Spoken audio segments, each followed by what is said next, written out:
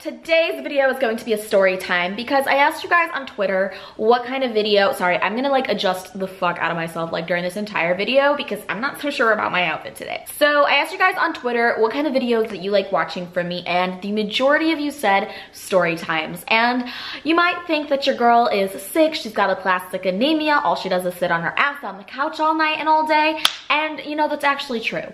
But I do get out and there has been a little bit of excitement in my life in the past few months, and I wanted to tell you a story about a date that I went on. This date was not like recently, this was like a little over a month ago, and it was a pretty crazy date, and it was like right after I got some good news at the hospital. I found out that my blood level numbers were now holding, they were no longer dropping, and I was no longer needing transfusions. If you guys are watching my channel for the first time, you're probably just like, what the fuck is this girl talking about?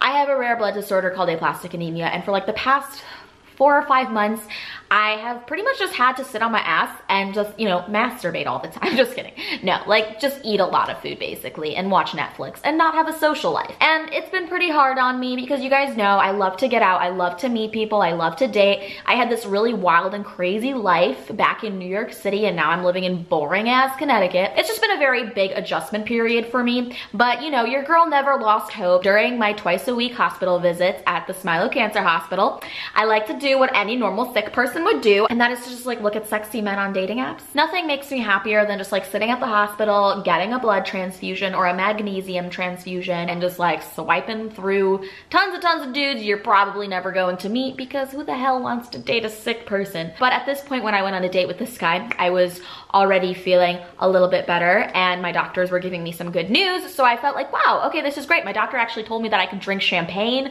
if I wanted to, like not a lot, but like, you know, enough to like make life enjoyable again. So I matched with this guy on Bumble. Now, I was not a believer in Bumble at all. Actually, I was so against it because I don't like the idea of initiating conversation with a man.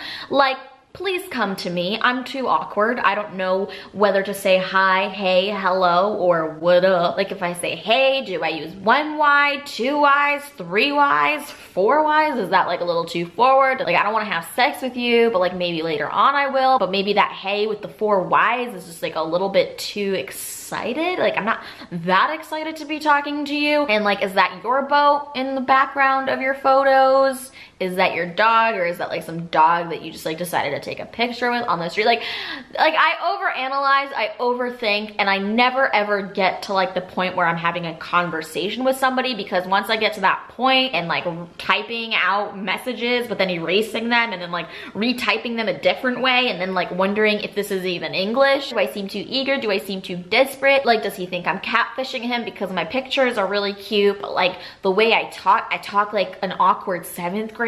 It's actually a fucking nightmare for me. I, you know, usually would just not talk to men when I would match with them on dating apps, but I matched with this guy, and okay, long story short, we made plans to go out on a date, and I knew nothing about this person going into the date because his profile like literally had nothing of value in it to make me be able to assume the kind of person he is. It was kind of stressful, and on my way driving to this date, which was like literally over 45 minutes away, and you guys might be like, Stephanie, why the hell did you drive 45 minutes for a freaking date? Well, you guys might think that maybe it's because I really like the guy, maybe I really wanted to hang out with him, and he even told me that he was like really flattered that I drove such a distance to go and hang out with him. But it's like, no, I do that on purpose, because then if I don't like you, I can always just make the excuse like, oh, I have such a long drive back. And then also another thing I've noticed, if you invite guys to like hang out with you in your neighborhood, after the nightly plans are over, they sometimes like to just like invite themselves over. But if you live very far away, they can't do that. You could just leave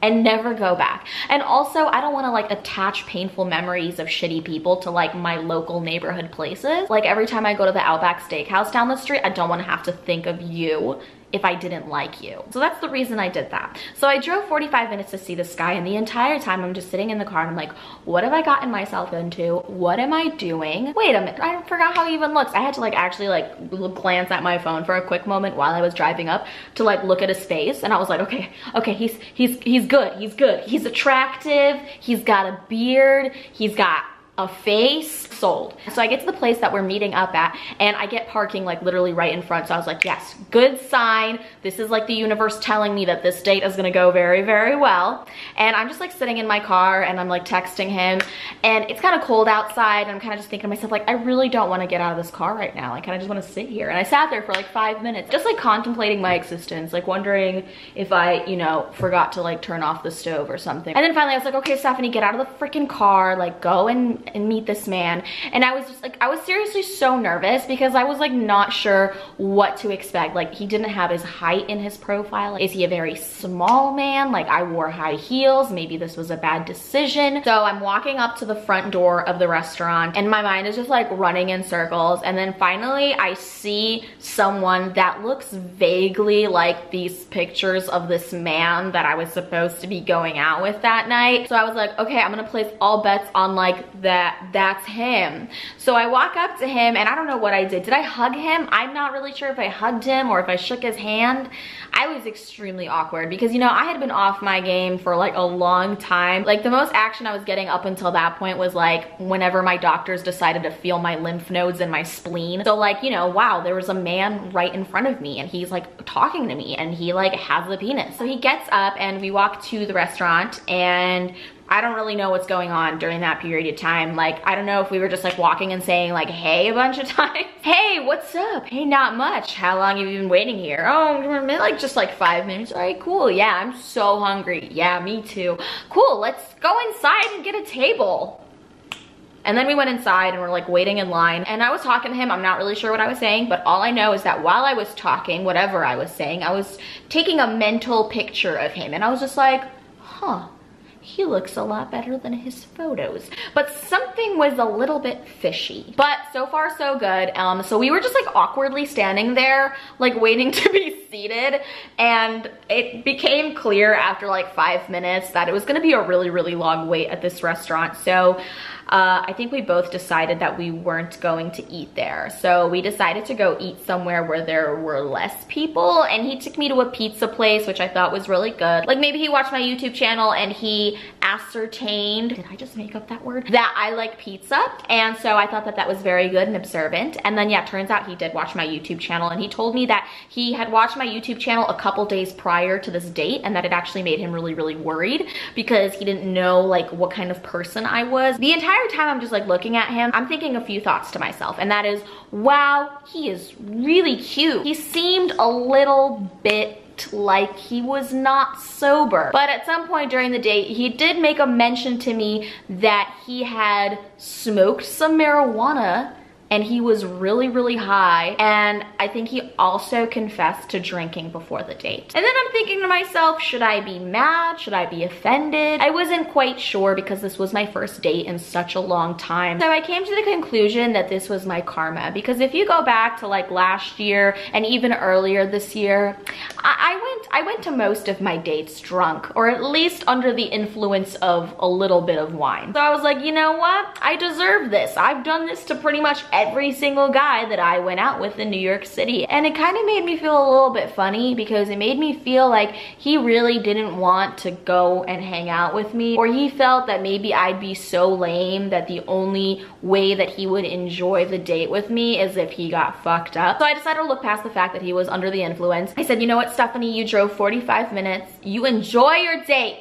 and this boy is gonna buy this pizza. After we finished our dinner, we went to this other place across the street and we were talking, and I was having like a heart-to-heart with him. But then at one point he like leaned in to kiss me, and I was like, holy crap, there is a man kissing me right now. What is going on? Like, I'm not gonna say it wasn't nice. It was nice. It was a little bit awkward because I just did not see it coming at all. It just happened really, really quickly. And we were also like at a bar, and I felt like we were just like sitting there and people were looking at us, and like people could definitely tell that we were on a first date. After he kissed me that one time, I was like, okay, well, best get going. I'm just kidding. No, but like that almost kind of signaled the end of the date for me, because like, what else are we gonna do? Are we gonna Netflix and chill? Are we gonna Amazon Prime and anal? I don't know. I don't know what people do. I haven't been out in a long time.